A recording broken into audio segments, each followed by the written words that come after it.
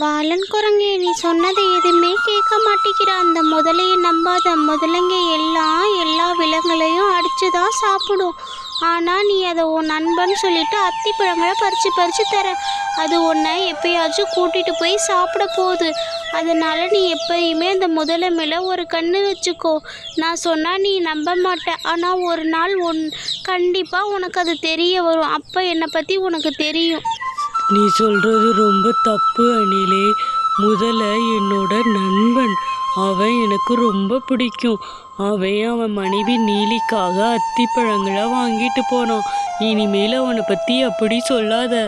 நண்பா, எப்படி இருக்க? என் மனைவி நீலிக்கு அத்திப்பழங்கள் வேணுமா? அதனால உன் மரத்துலேருந்து என் மனைவிக்கு அத்திப்பழம் கொடு. நண்பா, எனக்கு உன்னை ரொம்ப பிடிக்கும். யார் எது சொன்னாலும் என்னை பற்றி நம்பாத. எப்பயுமே நான் உனக்கு உண்மையாக இருப்பேன். அந்த அத்திப்பழங்களை தாடா. முதலையே, இந்த அத்திப்பழம் நீ உன் மனைவி நீலி கேட்டான்னு சொன்னல. இந்த அத்திப்பழத்தை கொண்டு போய் உன்னுடைய மனைவி நீலிக்கிட்ட கொடு. அவள் சாப்பிட்டுட்டு பத்தலைன்னா இன்னும் கேளு, சரியா? அத்திப்பழங்களை எடுத்துக்கிட்டு இந்த முதலை தான் மனைவி நீலிக்கு எடுத்துகிட்டு போச்சு. தான் மனைவி பசியில் இருப்பான்னு சொல்லிட்டு இந்த முதலை நீலிக்கு எடுத்துகிட்டு போச்சு. அந்த வாலன் குரங்கு இந்த முதலையை ரம்பிச்சு ரொம்ப. நீலி செல்லமே, இந்த மாமா உனக்காக அத்திப்பழம் கொண்டு வந்திருக்கேன். என்னோட நண்பன் வாலன் குரங்கு உன்கிட்ட இதை கொடுக்க சொன்னா. இதை நீ நல்லா சாப்பிடு.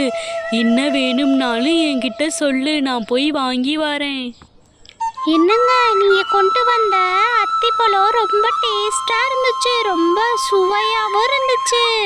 நீங்கள் இந்த அத்திப்பழத்தை எனக்கு நிறைய கொண்டு வாங்க. அதை விட சேர்த்து இந்த அத்திப்பழமே இவ்வளோ இனிப்பாக இருக்குன்னா இந்த அத்திப்பழத்தை சாப்பிட்ட வாலன் குரங்கோட இதயம் எவ்வளோ சூப்பராக இருக்கும். நீங்கள் எனக்கு அதை உணவாக கொண்டு வாங்க. நீலிமா, நீ கேட்டது ரொம்ப தப்பு. வாலன் என்னோட நண்பன். இருந்தாலும் என் மனைவி நீலிக்காவை நான் போய் அந்த வாலனை விருந்து வச்சிருக்காங்க. வா நண்பான்னு சொல்லி போய் கூட்டு வரேன். நீ ரெடியா இரு, சரியா? நண்பா, என் மனைவி நீலி இருக்கால, அவள் உனக்கு பெரிய விருந்தே வச்சிருக்கா. நிறைய ஸ்வீட்டு, நிறைய கார வகைகள்லாம் இருக்குது. நீ கண்டிப்பாக எங்கள் நீலிமாவை பார்த்து அவள் சமைச்சு தரதை நீ சாப்பிடணும். வாலன் குரங்கே, உன்னை நான் விருந்துக்கும் கூட்டு போல, மருந்துக்கும் கூட்டு போல. என்னோட மனைவி நீலிக்கு உன் இதயத்தை சாப்பிடணுன்னு ரொம்ப ஆசைப்பட்டா. அதனால் உன்னோட இதயத்தை நான் என் நீலிக்கு பரிசாக கொடுத்து உன் இதயத்தை நான் சாப்பிட வைக்க போகிறேன் நீலிய. முதல்ல அப்படி சொல்லவும் வாலன் குரங்குக்கு என்ன பண்ணுறதுனே தெரியல.